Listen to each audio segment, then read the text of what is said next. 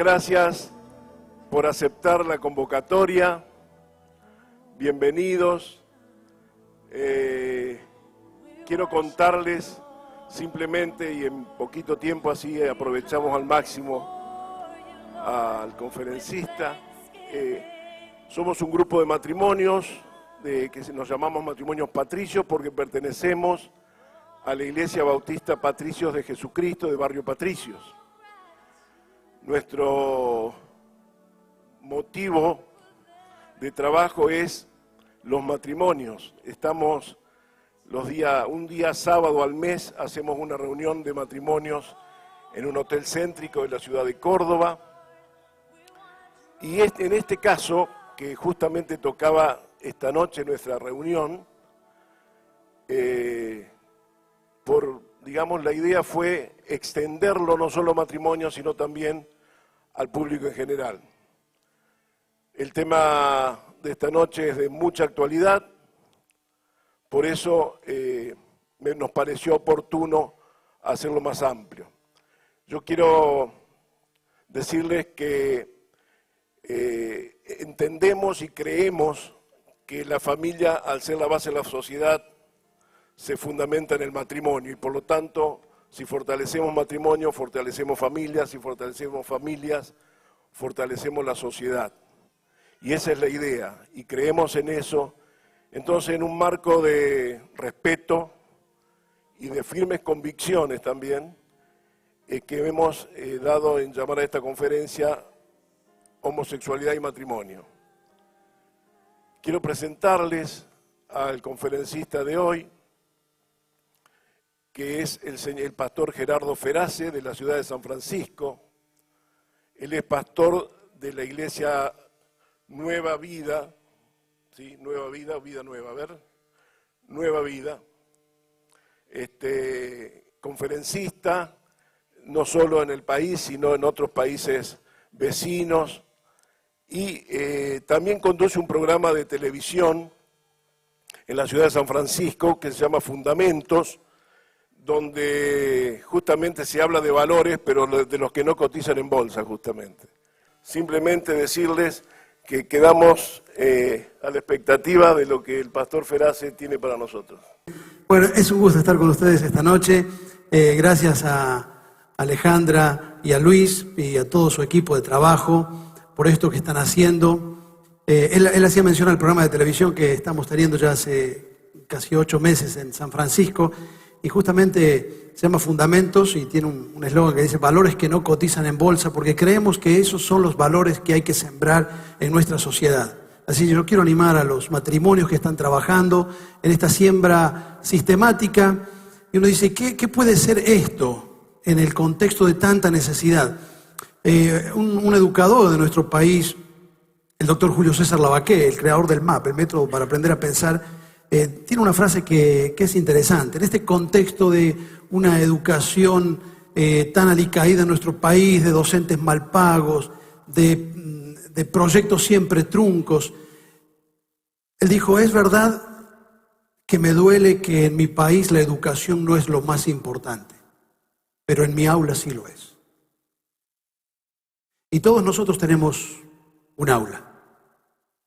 Tal vez como docentes, tal vez como padres, todos estamos influenciando de alguna manera a alguien.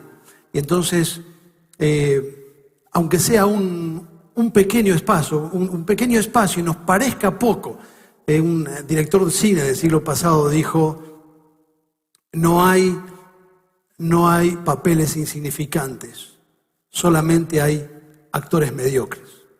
Y más allá del papel y el rol que nos toque jugar en la sociedad, aquí y ahora podamos estar a la altura de las circunstancias. El tema que vamos a abordar esta noche es un tema muy sensible a las emociones, y es un tema al que se reacciona fácilmente y al que normalmente nos acercamos con cierto fanatismo y opinamos más desde lo emocional que desde lo racional. Si bien necesitamos la inteligencia emocional, como decía Goleman, y necesitamos la racional, creo que necesitamos hurgar un poquito más. No son pocos los filósofos que hoy están hablando de la inteligencia espiritual. Es una nueva dimensión que necesitamos desarrollar. Y yo quisiera que usemos nuestra razón y podamos atender a este tema que vamos a plantear. Voy a tratar de resumirlo bastante. Esto es un resumen de unas conferencias que he estado dando en San Francisco. Hemos estado haciendo programas de televisión. El año pasado estuve en un colegio hablando con los padres sobre sexualidad, hablando sobre cómo educar para el verdadero amor. La sexualidad está íntimamente ligada al desarrollo de la sociedad. Y bueno, este tema que se nos propone hoy no es un tema menor, así que yo voy a tratar de resumir esto en 10 razones. No tengo nada que esconder, así que de entrada digo no al matrimonio homosexual. Y no me avergüenzo de esto y estoy orgulloso de pensar de esta manera. Entonces, de entrada digo no, pero después necesito dar algunas razones por qué no. Entonces, por eso he titulado esta conferencia 10 razones para decir no al matrimonio homosexual. Vamos a ir desdoblando estas 10 razones para cerrar con una conclusión. 10 razones para decir no al matrimonio homosexual.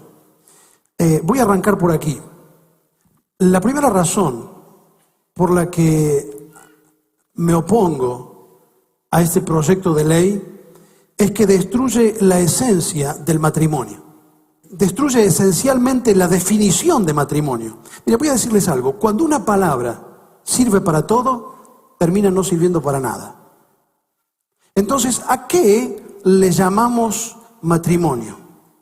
Básicamente, el matrimonio es la suma de dos principios: heterosexualidad y monogamia. Creo que esto lo pueden entender. Llamamos matrimonio a la unión del hombre y la mujer, eso es heterosexualidad, y de un hombre, solo un hombre y solo una mujer, eso es monogamia. Ahora, ustedes saben que el proyecto de ley que se está discutiendo y que ya tiene media sanción y ahora se ha aprobado en la Cámara de Diputados y ahora ha pasado a senadores, pretende prescindir del primero de estos principios. ¿Estamos? Están diciendo, bueno, ¿por qué tiene que ser heterosexual? Vamos a prescindir del primer principio que ha sostenido históricamente el matrimonio. Y vamos a redefinir el matrimonio. Matrimonio ya no es entre un hombre y una mujer. Puede ser entre dos hombres, puede ser entre dos mujeres. Ahora, la pregunta lógica es, ¿y por qué si podemos prescindir del primer principio, por qué no podemos prescindir del segundo? ¿Con qué argumento? Es arbitrario decir que puede ser entre dos hombres, pero a la vez negar que estaría, o afirmar que estaría mal que sea entre dos hombres y una mujer, o entre dos mujeres y un hombre.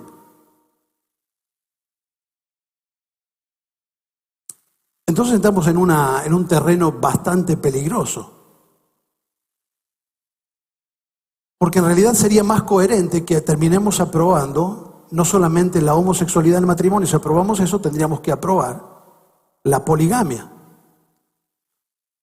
Y recuerden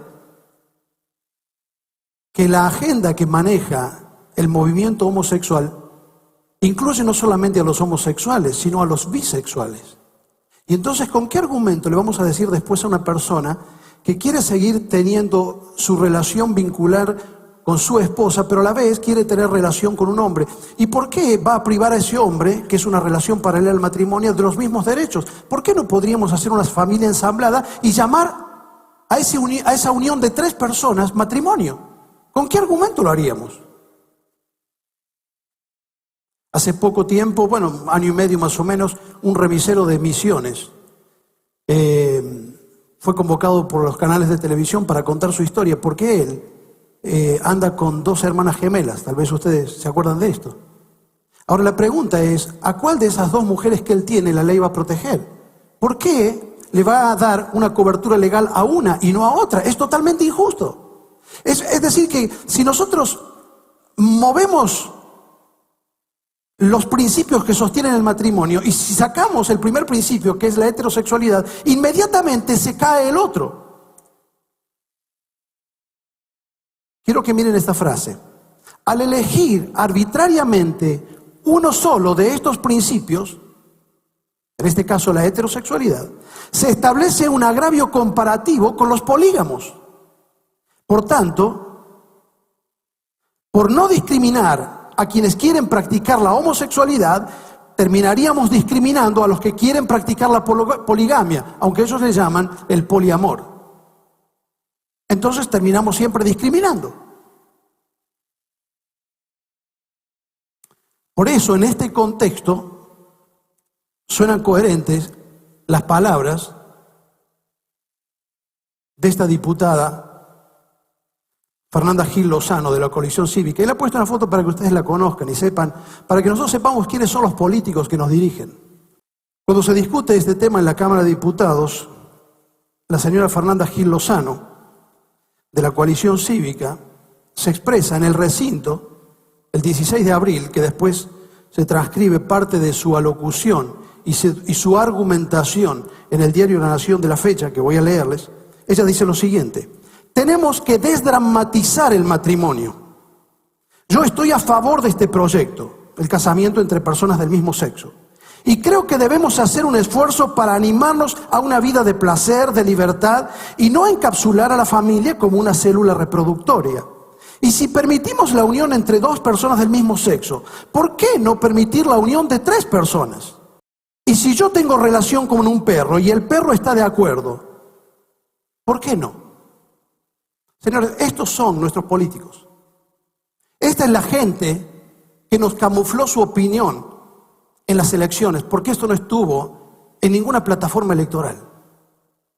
Esta es la gente que cuando se empiezan a pensar en las próximas elecciones, lo primero que hacen es buscar un asesor de imagen. Tendríamos que decirle que lo primero que tiene que hacer un político es buscar un asesor de ideas.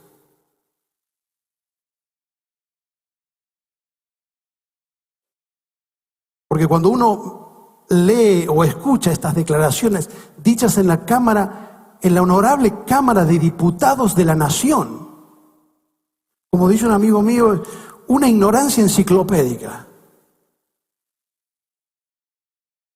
Pero en realidad lo que ella está argumentando se ajusta con esto que yo estoy diciendo. Si nosotros prescindimos del primer principio de heterosexualidad, obviamente no hay ninguna razón para seguir sosteniendo el segundo principio. Y es ahí donde se va a trabar el problema, en la poligamia. Ustedes saben que Francia tiene más de 6 años discutiendo este tema. ¿Y saben por qué Francia no se animó a avanzar sobre el matrimonio homosexual? Por lo que están viendo en Europa. Ustedes tal vez escucharon hablar de Eurabia, es decir, cómo Europa está siendo invadida por países musulmanes. Ahora llega un musulmán y una vez que tiene la ciudadanía en un país europeo, él después, por ser ciudadano, tiene derecho a la reagrupación familiar. ¿Qué es para un musulmán reagrupación familiar? Traer todas las mujeres que tiene. ¿Y por qué se lo vamos a prohibir? ¿Con qué derecho? ¿Por qué no? ¿Cuál es el problema? ¿Quién dijo que el matrimonio tiene que ser un hombre y una mujer? Prescindamos de eso, casemos 2 hombres o 2 mujeres. Pero ¿quién dijo que tienen que ser solamente 2 personas? Prescindamos de eso y entonces le llamamos matrimonio a todo. Como les decía al principio, cuando una palabra se pretende usar para todo, finalmente no sirve para nada.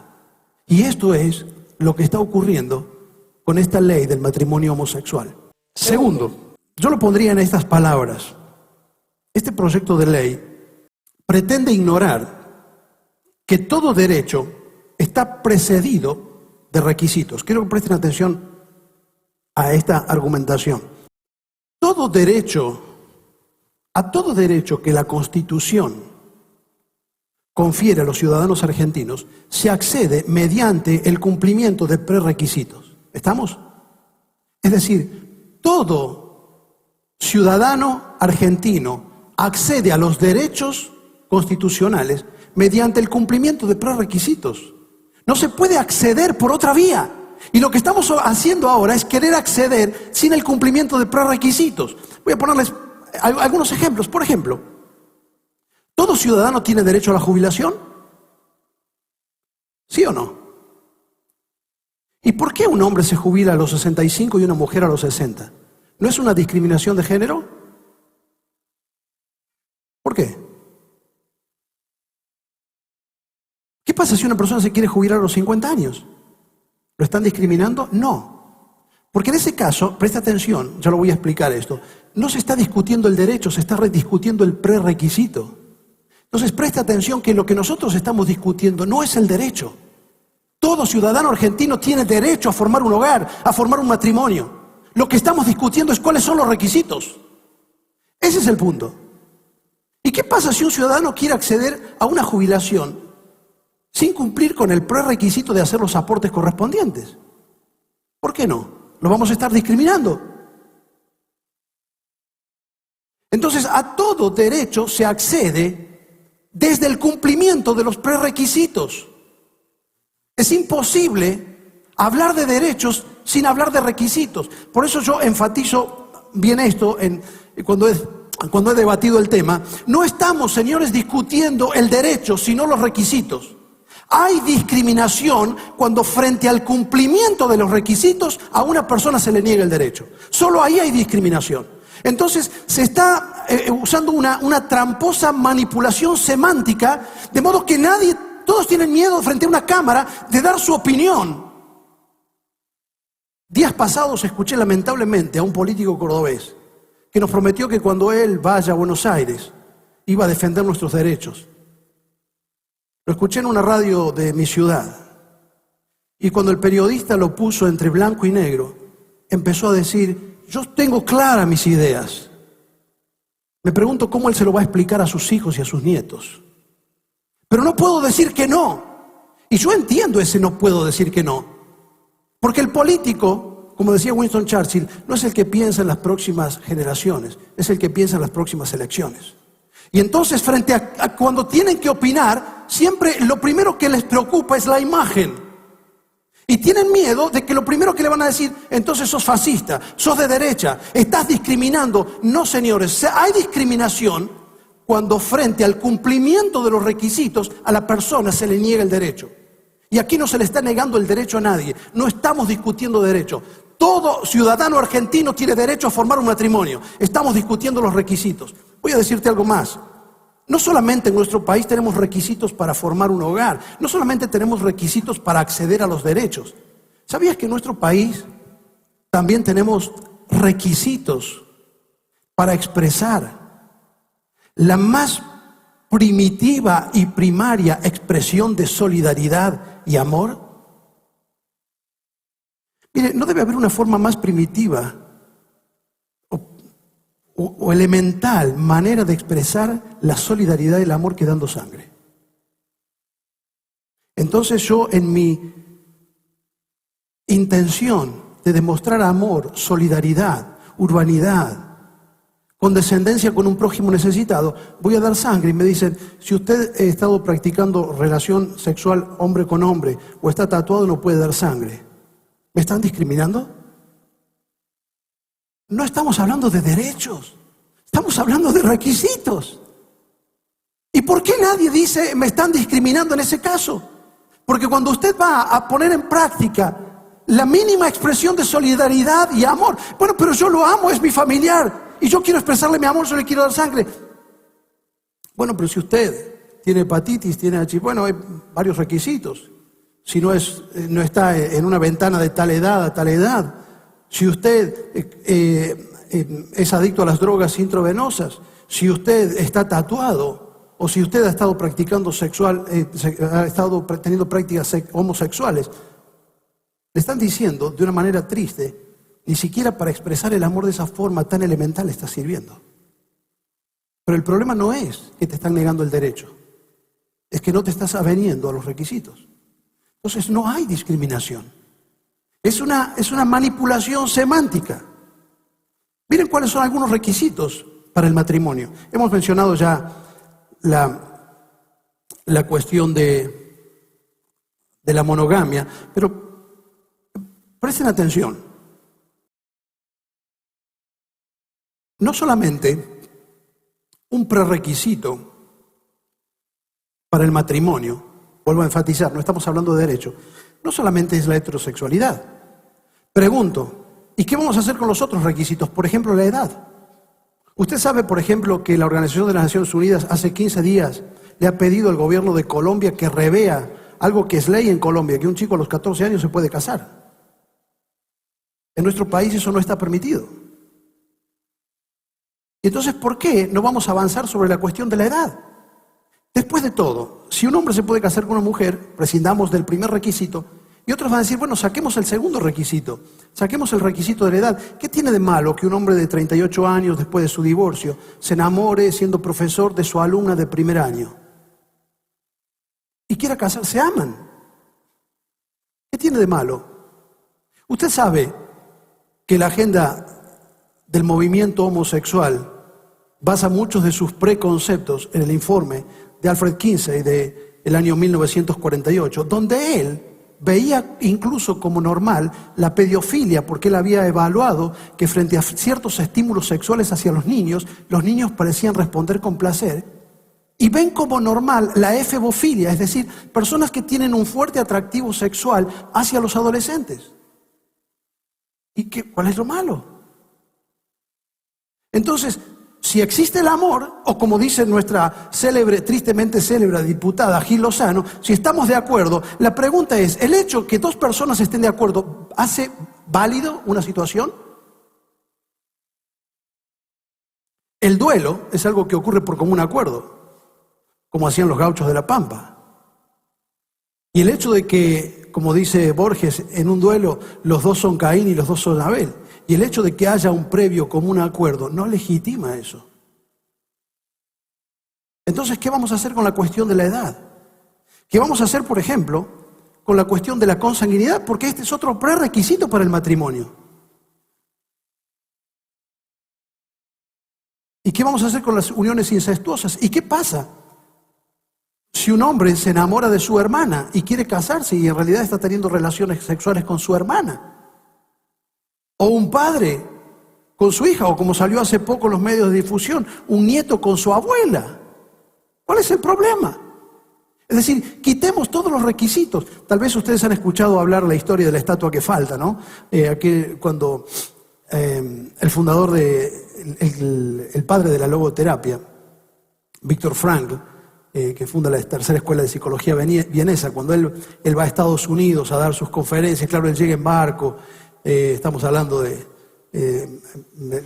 la mitad del siglo pasado, y entonces él recorrió allí, dio varias conferencias, y después alguien le pidió una opinión antes que él se vaya de los Estados Unidos sobre la sociedad americana. Él dijo algo muy interesante, él dijo, miren, cuando yo llegué, lo primero que vi fue la Estatua de la Libertad, y he recorrido el país dando conferencias y no vi ninguna estatua de la responsabilidad. No se puede construir una familia y una sociedad donde se levantan estatuas a la libertad, pero no se le puede levantar una estatua a la responsabilidad. Donde levantamos estatuas al derecho, me parece perfecto, pero no tenemos el valor de levantar un monumento a los requisitos. Entonces, todo se cae. Por eso, creo que es importante entender que al avanzar sobre esta ley, estamos ignorando un hecho tan elemental como el que a todo derecho se accede desde el cumplimiento de los prerequisitos. Bueno, no voy a seguir mencionando los prerequisitos para el matrimonio. La persona tiene que tener facultades psicológicas que pueda demostrar. No cualquier persona puede acceder al matrimonio. Tiene que estar en uso de sus facultades racionales. Entonces, agarremos todos los requisitos y los tiremos por la borda. Y que cada uno viva el matrimonio como quiera. Y no es tarea nuestra meternos en las decisiones privadas de cada uno. Por eso yo quiero dejar bien claro, mi problema, creo que ustedes tienen que entender esto, el problema no es la comunidad homosexual. El problema son nuestros políticos. La comunidad homosexual tiene derecho a levantar la voz y a declarar en público sus ideas.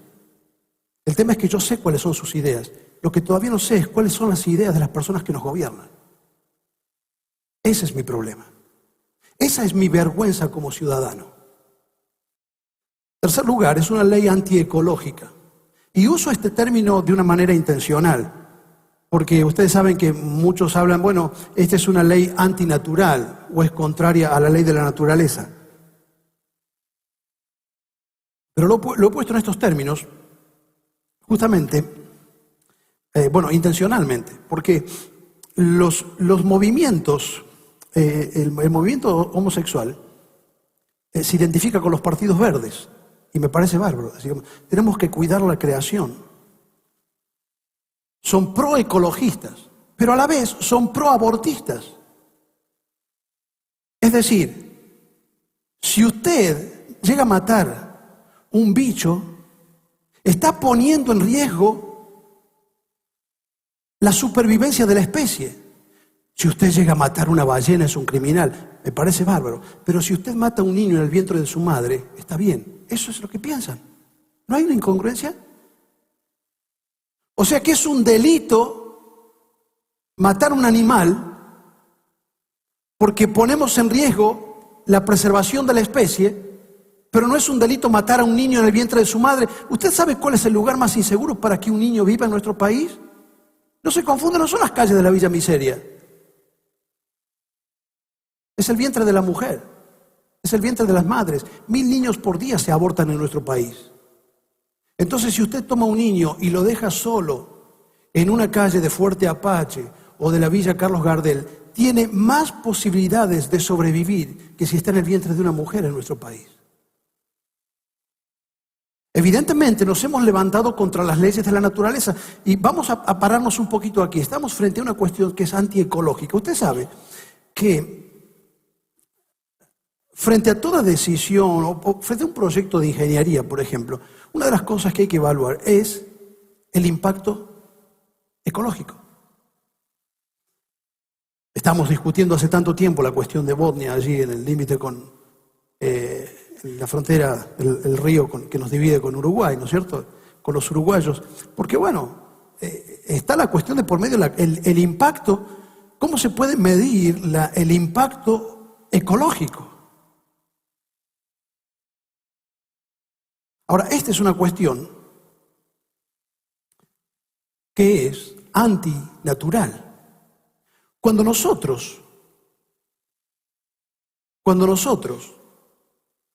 vamos a hacer una obra de ingeniería, como por ejemplo sacar de cauce un río o hacer una represa, tenemos que medir muy bien cuáles van a ser las consecuencias ecológicas. Ahora, lo que estamos haciendo con esto es sacar de cauce la sexualidad humana sin medir y sin preguntarnos cuáles serán las consecuencias ecológicas. ¿Cuál es el precio como sociedad que vamos a pagar? Mire, Chesterton dijo algo muy cierto. Dios perdona siempre, el hombre a veces, la naturaleza nunca. Dios perdona siempre, el hombre a veces, la naturaleza nunca. ¿Sabe qué diciendo? Miren, cuando nosotros transgredimos algunos de los mandamientos morales de Dios, nos podemos arrepentir y pedir perdón a Dios. Pero si en ese atropello de los mandamientos de Dios hemos violentado alguna ley de la naturaleza nos pasa la factura. No se puede ir contra las leyes de la física, no se puede ir contra las leyes psicológicas y fisiológicas. O no hay un médico en nuestro país que pueda levantarse por una vez de todas a decir la función hacia el órgano. ¿O no fue Sigmund Freud, el padre del psicoanálisis, que dijo que la homosexualidad es una desviación de la conducta humana? Pero usted sabe que en el año 1973 se cambiaron todas las opiniones al respecto y las cosas que había dicho Sigmund Freud. Y no fue por una cuestión científica. ¿O no nos podemos dar cuenta que el fenotipo y el genotipo marca la genitalidad para que de esa manera se oriente la sexualidad? ¿Qué significa lo genotípico? Es decir, que genéticamente el hombre y la mujer vienen marcados para que de esa manera puedan encauzar su sexualidad. Usted sabe que hace ya varios años hubo un informe de Simón Levay, un pretendido científico, que dijo, bueno, la homosexualidad corresponde a una cuestión, y a él haciendo un escaneo en el cerebro, él veía que había una diferencia en el cerebro del hombre normal y de la mujer normal y del homosexual. No les va a gustar la palabra normal, pero era más o menos lo que él planteaba. Usted sabe, si puede tener acceso a informes médicos sobre el tema, como por ejemplo, el Instituto Master y Johnson ha hecho un informe muy interesante y está esto en su libro Sexualidad Humana, desmistificó toda esta idea. De modo que ya ni siquiera hoy la comunidad gay dice que es una cuestión genética, eso dice es una elección de vida. ¿Sabe por qué? Porque no hay una cuestión genética, eso es un mito. Hay una conferencia que yo doy sobre este tema, previo a esto, que es, por eso no me puedo extender, sobre los 10 mitos de la homosexualidad. Escúcheme, no existe el gen gay. Sáqueselo de la cabeza, eso no existe. El hombre es XY. No existe un gen gay. Es decir, si usted lleva a un forense después de un accidente o están haciendo peritaje por un hecho policial y toman un cabello y lo van a analizar, solamente van a saber si es de un hombre o de una mujer. Y si es de un gay, ¿qué van a hacer? No pueden saberlo. No existe el gen gay. No existe. ¿Y si fuese una cuestión genética? Aquellos que han hecho el juramento hipocrático, ¿qué se supone que tendrían que hacer? Por ejemplo, el tipo 2 de diabetes es una cuestión genética. Entonces, ¿qué se hace con un paciente cuando el médico dice, bueno, este chico ya nació con una predisposición genética a la diabetes de tipo 2? Entonces va a decir, mirá, viejo, vos ya venís marcado genéticamente, así que hacé la vida que quieras, que total vas a terminar siendo diabético. ¿No sabe lo que va a hacer? Primero, necesita establecer si hay un problema genético y eso se hace comparando con aquellos pacientes que son normales. Necesita un punto normal de comparación. Lo segundo que va a hacer, le va a enseñar hábitos de conducta, de vida, de alimentación, para que él, a pesar de esa predisposición genética, pueda encauzar su vida, cuidar su salud y desarrollarse como persona. Lo hago esto como una salvedad, pero vuelvo a enfatizar, no es una cuestión genética. Ustedes saben que hay quienes afirman que la adicción al alcohol, que el alcoholismo parece tener una raíz neurológica. Asimismo, si tuviese una comprobación neurológica que la persona tiene una predisposición al alcoholismo, entonces ¿por qué los hacemos tratar? Porque entendemos que no es normal, porque todavía entendemos que eso está mal. Sin embargo, hemos tomado una práctica antinatural, como es la relación homosexual, y queremos violentarla y decir que está bien. Estamos atropellando una ley de la naturaleza. Entonces, obviamente, el precio lo vamos a pagar. Porque estos que quieren cuidar los animales para preservar las especies tienen que saber que si el mundo hubiera empezado con 2 Adanes, hoy nosotros no estaríamos acá. Que si nuestros padres hubieran sido homosexuales, nosotros no estaríamos acá.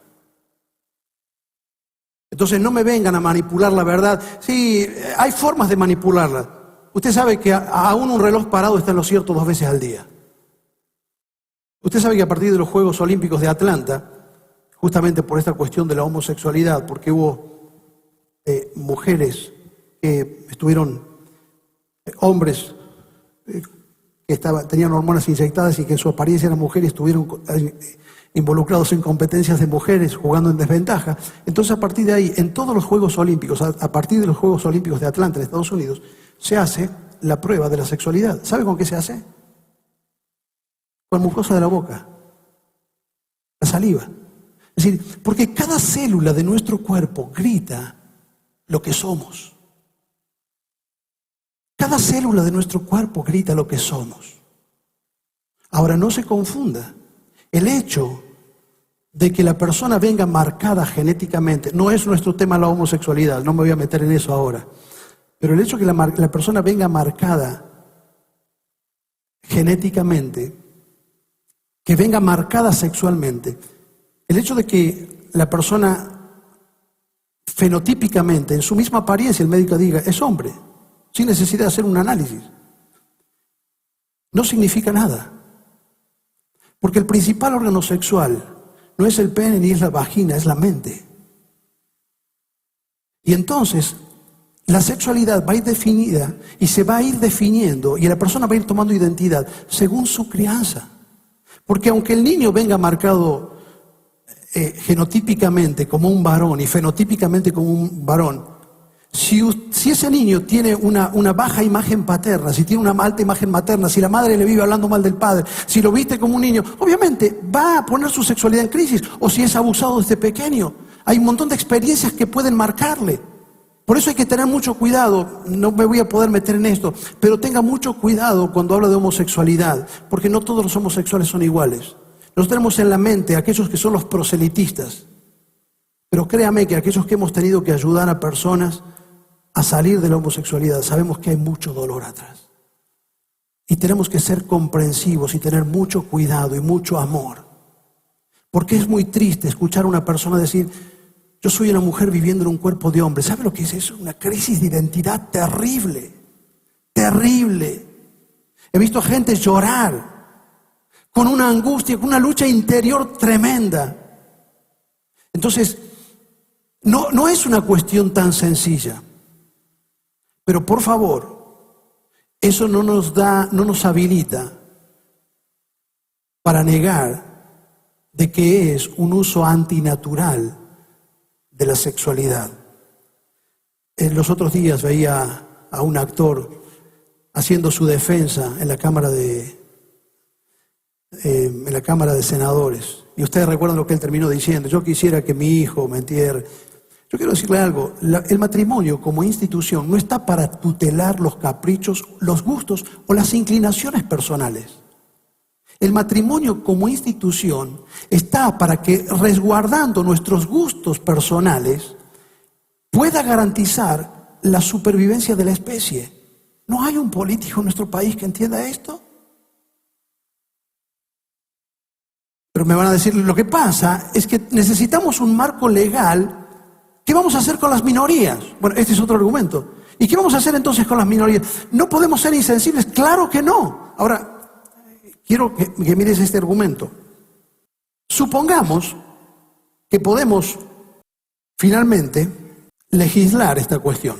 Y entonces, a partir del 14 de julio, que creo que va a ser la votación, en nuestro país se les llama matrimonio a la unión entre dos hombres. La pregunta es: ¿vamos con esto? Porque el argumento de muchos es: bueno, tenemos que proveer un marco legal para esta situación y para estas minorías. Lo que dicen muchos políticos: nosotros queremos proteger a las minorías. ¿Alguien se preocupó por analizar qué está pasando en el resto del mundo? ¿Sabe cuál es la realidad? Que de 198 países en el mundo, solamente 7 lo legislaron. Se animaron a darle rango de matrimonio a la unión entre homosexuales. ¿Y qué es lo que ha pasado? Creo que por lo menos sería prudente evaluar qué ha pasado en aquellos países que lo hicieron antes que nosotros. Pensemos, por ejemplo, en Holanda. Holanda ya tiene 15 años de matrimonio homosexual. ¿Sabe cuáles son los números de Holanda? ¿Alguien se lo ha dicho? El 2.1% de la comunidad gay solamente encuadró su relación legalmente. El 2.1%. Tengo algunas estadísticas más si quiere anotar. Suecia, que es otro de los países, el 2.8% de la comunidad homosexual hizo uso de este derecho de enmarcar legalmente su relación. ¿Quiere otro dato más? Canadá es uno de los más altos. Canadá llega al 3.1%. Miren los números que están hablando. Usted sabe que en algunos estados, en Estados Unidos, se ha legislado esto. Escuche lo que ocurre en uno de ellos. De la comunidad que se identifica como homosexual, solamente el 20% vive en pareja. De ese 20%, solamente el 27% formalizaron su relación. Y de ese 27%, solamente el 7% quiso adoptar. ¿Para esto estamos cambiando todo? Porque usted sabe que la comunidad homosexual vive en lo que ellos llaman el amor libre. son relaciones muy inestables. Y la verdad es que ni siquiera los heterosexuales están queriendo hacer uso del derecho que les da la ley de formalizar legalmente su relación. En un país como Estados Unidos, solamente el 50% de las parejas están formalizando su relación legalmente. Pero en la comunidad homosexual, el 20%, y de ese 20%, una mínima parte, alrededor más o menos, otra vez del 17%, quieren formalizar. Por eso en los países que ya hicieron este experimento, no solucionaron absolutamente nada. ¿Por qué? Porque siguen viviendo en uniones libres. Y entonces, ¿qué es lo que vamos a solucionar? Lo único que se busca con esto es avasallar sobre la idea de familia. Lo único que se busca con esto es destruir la idea de matrimonio. Y entonces le vamos a llamar matrimonio a cualquier cosa, pero en realidad no vamos a solucionar absolutamente nada. Las estadísticas son claras sobre los países que ya han legislado. En realidad no lograron solucionar el problema. ¿Lo podremos hacer nosotros? Decimos no a este proyecto de ley porque suprime los derechos superiores del niño. Tuve que seleccionar algunos argumentos, pero incluí este por la sencilla razón. Hay mucha gente que dice, mire, yo estoy de acuerdo que cada uno haga lo que quiera. A mí me parece bien, bueno, si ellos quieren unir, están viviendo en pareja y quieren formalizar su relación, una cuestión que legalmente se podría proteger de otra manera y se les podría dar un marco legal, como por ejemplo la unión civil. Pero no, quieren darle el rango de matrimonio. Pero hay gente que dice, bueno, me parece bien, total, a mí que me afecta. Bueno, si ellos lo quieren hacer, lo que yo no veo bien es que adopten. Aquí hay un problema. En Canadá, cuando se aprobó la unión civil, escuche esto, 5 años después se le dio rango de matrimonio. Al año siguiente le tuvieron que dar el derecho de adopción. Porque es una consecuencia lógica. Usted no puede tener matrimonios de categoría A y matrimonios de categoría B. Si le vas a dar la categoría de matrimonio, tiene que tener, me parece lógico, todos los derechos. Y entonces, el matrimonio homosexual tiene el mismo derecho que cualquier otro matrimonio a adoptar. El problema es que según las naciones, los derechos humanos, el Acuerdo de los Derechos Humanos, establece y consagra como superiores los derechos del más débil. Usted sabe que la Asamblea de los Derechos Humanos estableció que siempre los derechos del niño son prioritarios. Ahora quiero decirle algo. Recuerde que el derecho de adopción, antes de ser un derecho de los padres, es un derecho del niño. El derecho de adopción no es un derecho del matrimonio. Primero es un derecho del niño. Es el derecho que el niño tiene a que se le restituya a la familia que él ha perdido. Y la familia que él ha perdido no es una familia homosexual. Entonces vamos a hacer un experimento con él. Y el día cuando él crezca y vea que el ensamble que él tiene, el merengue que él tiene en la familia es muy diferente al de sus amigos, ¿quién le va a explicar a él? ¿Cuál de nuestros legisladores se va a hacer cargo de esto? Creo que esto está en estrecha relación con este argumento que voy a dar ahora. Evidentemente estamos frente a un experimento social inédito. Usted sabe que aún las sociedades homosexualizadas nunca tocaron el matrimonio. Es decir, nunca en la historia se hizo esto que nosotros vamos a hacer. Es todo un tema, es un experimento. Mire esto. Ninguna civilización ha practicado jamás el matrimonio homosexual. No digo la homosexualidad. Ninguna civilización en la historia ha practicado el matrimonio homosexual. Aún las sociedades que permitían la homosexualidad y hasta la fomentaban, como los romanos o los griegos, en ciertas edades o clases sociales, entendían claramente el matrimonio como la unión estable entre un hombre y una mujer. Para ellos una cosa eran las prácticas sexuales de los ciudadanos y otra muy distinta era el matrimonio y la familia. Es decir, la homosexualidad ha adoptado diferentes prácticas en toda la historia, pero nunca jamás se la relacionó al matrimonio. Voy a marcar esto.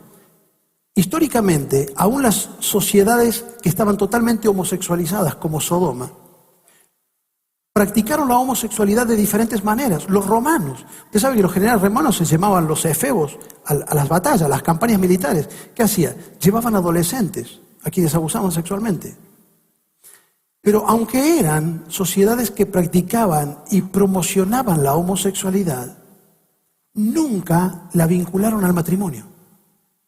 Porque ellos sabían, bueno, el matrimonio es algo aparte, es algo que no se toca, porque de ahí está la semilla para seguir, para que la sociedad se siga desarrollando. Sin embargo, nosotros hemos experimentado sobre esto. Pero no solamente las sociedades en el pasado no lo hicieron. En la actualidad, Francia hace más de 5 años está discutiendo este tema. El 96% de los países del mundo no se animaron a tocar este tema. De 198 países, solamente 7. Y nosotros, como no tenemos ningún problema que resolver, nos vamos a buscar otro más. No tenemos casa para los hospitales. Tenemos docentes mal pagos. Tenemos una educación que da lástima. Usted sabe que en 1910, ya que estamos en el bicentenario, Argentina tenía un índice de alfabetización superior a varios países de Europa, entre ellos España e Italia.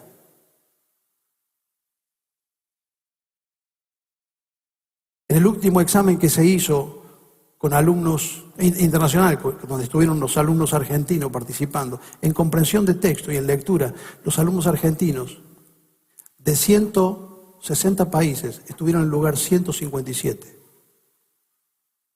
Estamos haciendo un experimento social y le digo por qué. Porque ¿qué va a pasar? Es un tema medio álgido que vamos a pisar. ¿Qué va a pasar con la cuestión psicológica? Digamos, ¿están habilitados los matrimonios homosexuales para el sano desarrollo psicológico de un niño?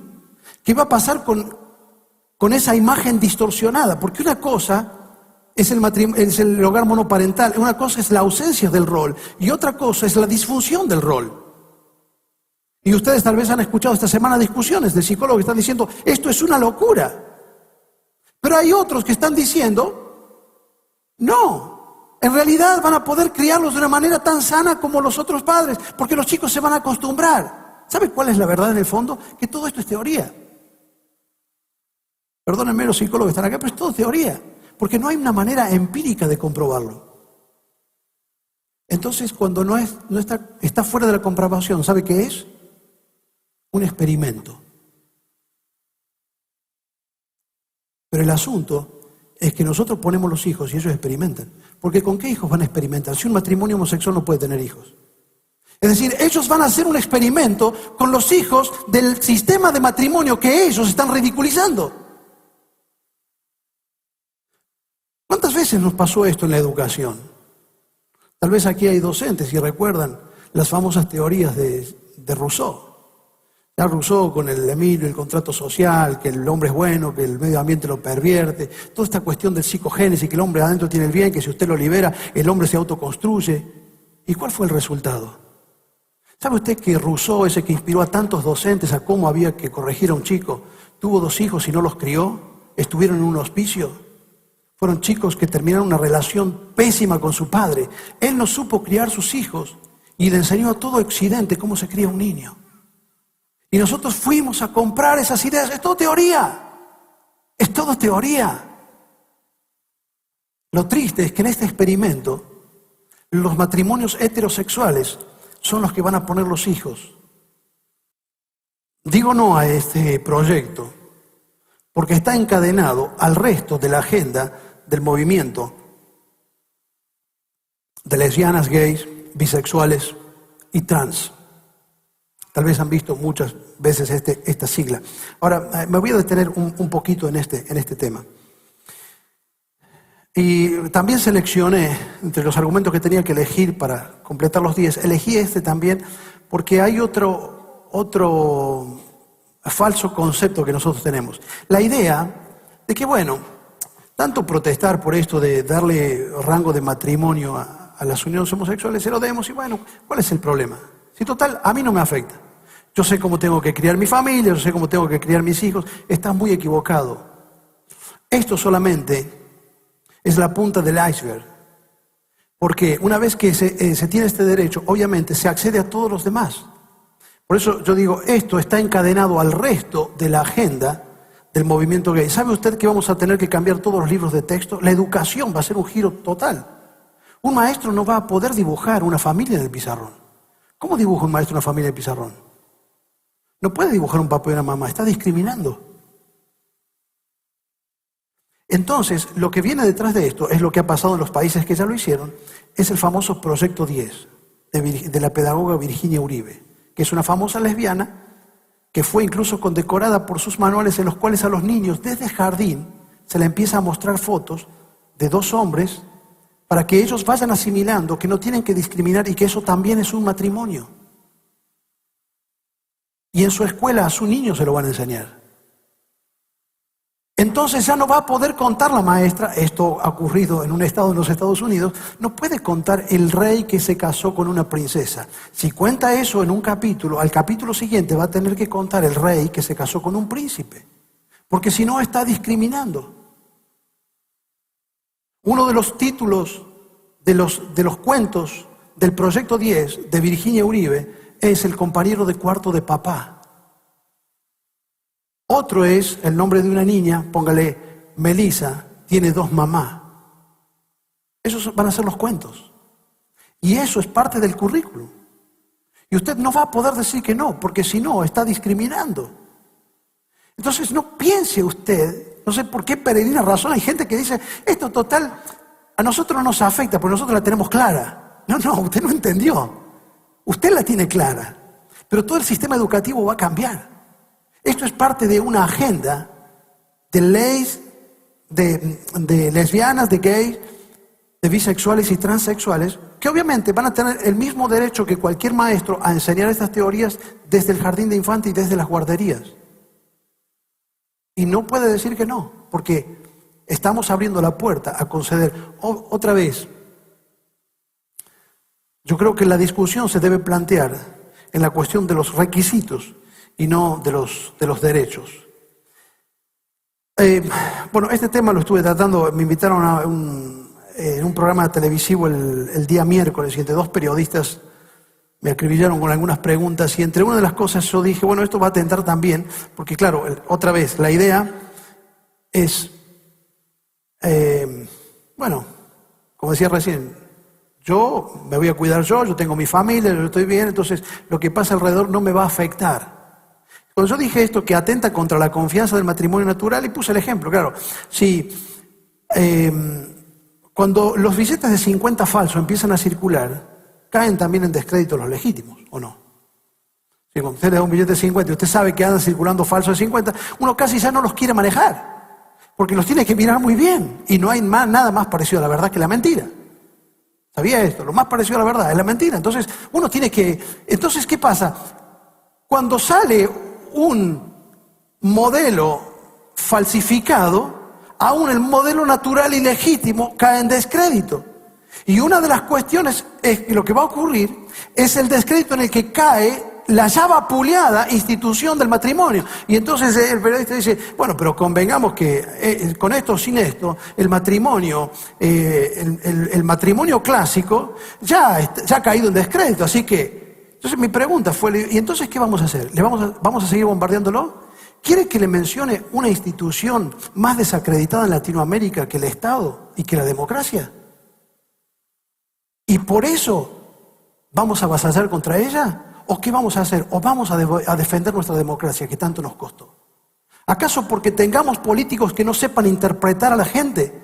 ¿Acaso porque en nuestro país, si usted es un laburante, no se puede ir 5 días de vacaciones, pero si es un barra brava se puede ir 40 días a África? Entonces por eso vamos a dejar de creer en la democracia, vamos a dejar de apostar a la democracia y vamos a dejar de luchar por la democracia.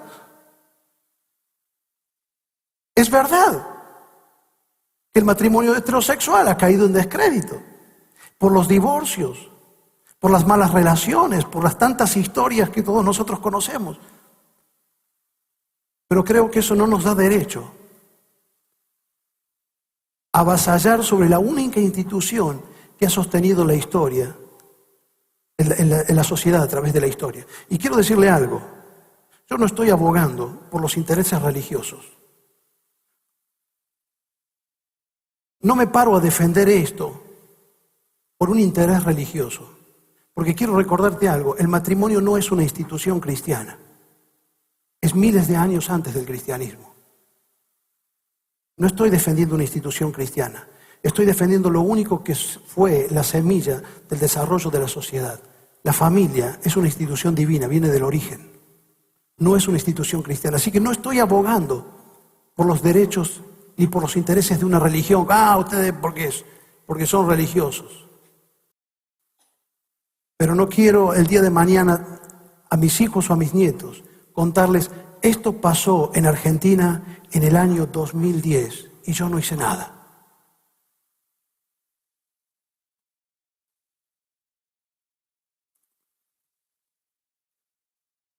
Tal vez algo que tendríamos que marcar, he ido seleccionando algunos argumentos, busqué este porque es un argumento que encuadra desde otro lado y es el argumento histórico.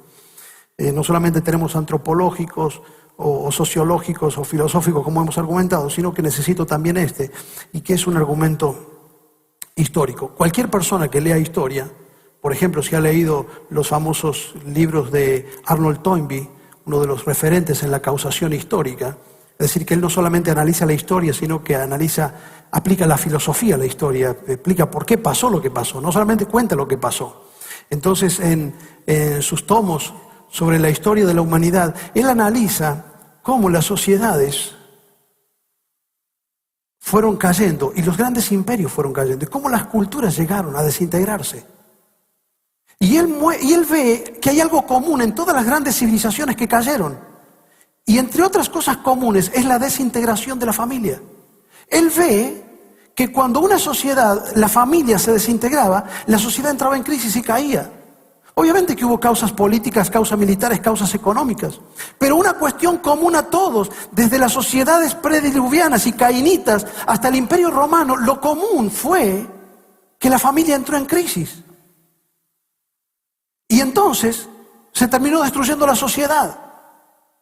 Ahora, cuando nosotros analizamos un poco esta cuestión histórica, y pongo este argumento, porque algunas personas, yo escucho a veces a cristianos decir, ¿hasta dónde vamos a llegar? ¿Hemos llegado al colmo? No hemos llegado a lo peor. Lo peor está en el pasado. Nosotros no hemos llegado a lo peor.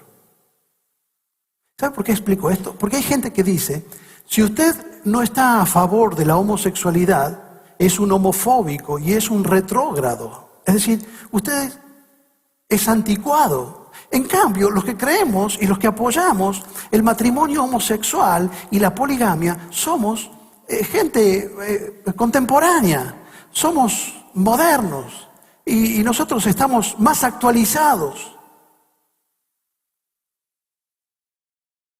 La realidad es que lo peor está en el pasado, nosotros no hemos llegado al pasado. Las sociedades primitivas fueron las que llegaron a ser sociedades de homosexuales, como Sodoma y Gomorra. Y no hemos llegado. Entonces, cuando nosotros apostamos a ese tipo de sociedad, no es que somos vanguardistas, no es que estamos evolucionando, estamos involucionando, estamos volviendo al pasado. No hemos visto lo peor. No hemos llegado a la isla de Lesbos, como los griegos, que tenían una isla donde estaban todas las lesbianas, de todas mujeres. Lo peor no lo hemos visto. Esto responde y corresponde a sociedades que fueron primitivas. Entonces, no crea usted que usted es vanguardista y que está ayornándose a la realidad y que es contemporáneo y que es moderno porque está a favor de esto. En realidad, quienes apoyan esto son retrógrados porque están queriendo llevar a la sociedad a un lugar de donde la sociedad había salido. Es totalmente inverso.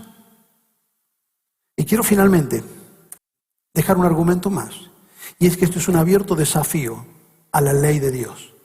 No iba a poner este argumento final. En realidad iba a enumerar algunos otros más, pero sería un desperdicio no hablar. ¿Sabe por qué? Porque yo he visto que todos nuestros políticos juran sobre los evangelios. Entonces digo, es una pena que ellos juren con el evangelio cerrado, porque a lo mejor no saben lo que dice adentro. El problema es que cuando en nuestro país se jure con el libro abierto, la cosa va a cambiar. Es que todos juran con el libro cerrado e ignoran lo que dice adentro. Y entonces es como, la Biblia es como Borges para los argentinos, todo el mundo lo cita, pero nadie lo lee. No es fácil leerlo a Borges, ¿no? Pero tiene algunas frases que son lindas. Entonces, como dijo Borges, me parece que lo lea Borges, pero no lo lee. Entonces los juros son los santos evangelios, pero ni saben lo que dice adentro. Y estamos desafiando a una ley divina. Y Dios establece esto como pecado. Ahora, cuando usted habla de los mandamientos, enseguida nos surge urticaria. A mí me da risa una cuestión como Fernando Savater, este filósofo español, que él escribió los 10 mandamientos en el siglo XX. Entonces, ¿qué? Él ridiculiza, no sé si ha leído este libro, pero él ridiculiza los 10 mandamientos, es anticuado. Pero a la vez él escribe ética para amador. Es decir, le escribe un libro de ética, amador es su hijo. Así que él quiere que su hijo tenga ética, pero le dice que los 10 mandamientos son ridículos. Y es una locura, porque cuando usted mira la ética de él, en el fondo está basada en los 10 mandamientos. Entonces usted le pregunta, ¿cómo quiere que sea tu hijo? Bueno, que me obedezca, que sea respetuoso, que sea honesto. ¿Sabe qué está diciendo? No robará, no matará, honrará a tu padre y a tu madre. Es ridículo. Ahora quiero hacer un paréntesis aquí. Porque tengo la presunción de que estoy en un ambiente bastante de personas que están ligadas a la fe cristiana.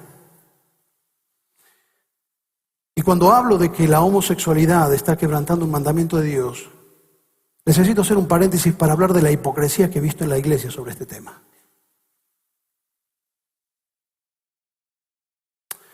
Porque hay personas que abren la Biblia y dicen, Dios dice los homosexuales no entrarán en el reino de los cielos. Y no leen que en el mismo renglón dice que los avaros no entrarán en el reino de los cielos.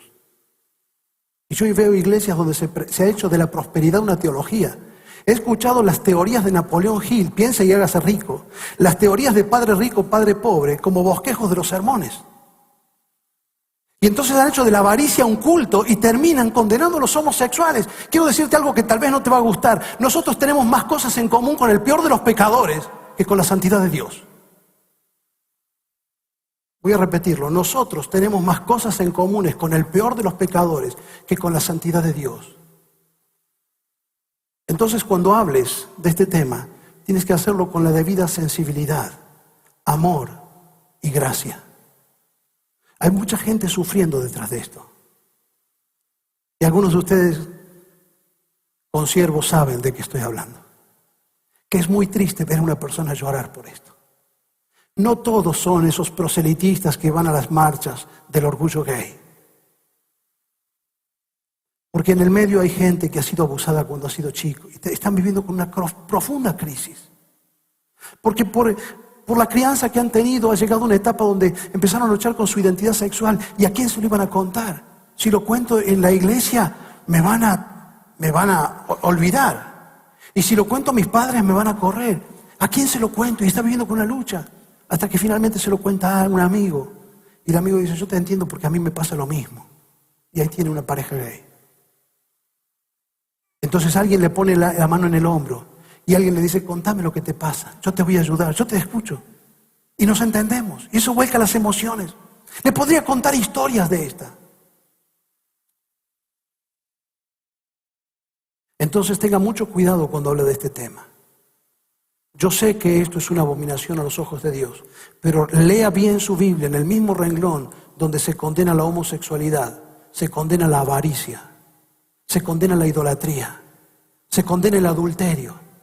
Porque en nuestra sociedad hay gente que se rasga las vestiduras cuando ve un homosexual, pero creen que el que engaña a su mujer es un canchero. Es exactamente lo mismo. Yo sé que esto tiene consecuencias en la dimensión social, sé que esto tiene una impronta y un impacto en lo sociológico que es diferente a los otros, pero tenga cuidado. Tenga cuidado porque todo esto es aborrecible, lo que he mencionado, a los ojos de Dios. Entonces necesito aclarar esto para decir, señores, no estamos yendo en contra de los intereses de una iglesia, de una comunidad cristiana, evangélica o católica o o cristiana con la denominación que se presente, estamos levantándonos contra el diseño de nuestro Creador. Por eso es importante que nosotros nos detengamos frente a esto. Y pido a quienes están aquí que tengan un corazón de mucha gracia y de mucho amor para con las personas que están padeciendo este flagelo. Porque hay muchos también que nunca hicieron nada por los homosexuales, pero ahora se rasgan las vestiduras. Porque hay mucha marginación también en los ambientes cristianos. Entonces tengamos como Jesucristo, el Jesús al que decimos seguir, que Él era lleno de gracia y de verdad. Nos levantemos con la verdad, pero no olvidemos la gracia. Y finalmente, quiero subrayar una vez más lo que he dicho al comienzo. No se engañe usted. El problema de nuestro país no es la comunidad homosexual. Ellos están peleando por lo que ellos creen que tienen que pelear. Mi problema son nuestros dirigentes. Ellos no nos dijeron que tenían escondido esto. Esto no estuvo en ninguna plataforma electoral. Esto merece por lo menos un plebiscito vinculante. Esto merece por lo menos un debate serio y no opiniones como las que le he leído y otras que le podría leer de las personas que juran sobre los evangelios y después nos representan. Y están lejos del sentimiento y están ignorantes a la voz del pueblo. Winston Churchill, que le mencioné antes, tenía muchas frases interesantes sobre la política. En una oportunidad dijo, la política a veces es el arte de conseguir el poder con la plata de los ricos y el voto de los pobres, con la excusa de protegerlos los unos de los otros. Es decir, va al pobre y le dice, si vos me das los votos, yo te voy a proteger de la voracidad de los capitalistas. Y va al rico y le dice, si vos me das la plata y financiás la campaña, yo te voy a proteger de las protestas de los pobres. Y entonces, con los votos de los pobres y la plata de los ricos llega al poder. Y cuando llega al poder se olvida de los ricos y de los pobres. Winston Churchill, que en otro momento dijo lo que les he citado antes. La gran diferencia entre un estadista y un político es que el político piensa en las próximas elecciones. El estadista piensa en las próximas generaciones. Y yo clamo a Dios que frente a un tema tan sensible, tan importante para el futuro de nuestro país, nuestros legisladores recuerden que cada vez que entran al Congreso hay una placa allí donde está el preámbulo de nuestra Constitución, que dice que todavía como nación invocamos a Dios como fuente de razón y de justicia. Y entonces cuando los entrevisten y tengan que levantar la mano por sí o por no, por una vez en la historia, dejen de pensar en los números, en las encuestas y dejen de analizarlo desde el punto de vista de las próximas elecciones. Que por una vez en la vida, en vez de pensar en las próximas elecciones, piensen por favor en las próximas generaciones. Dios bendiga a la Argentina. Muchas gracias.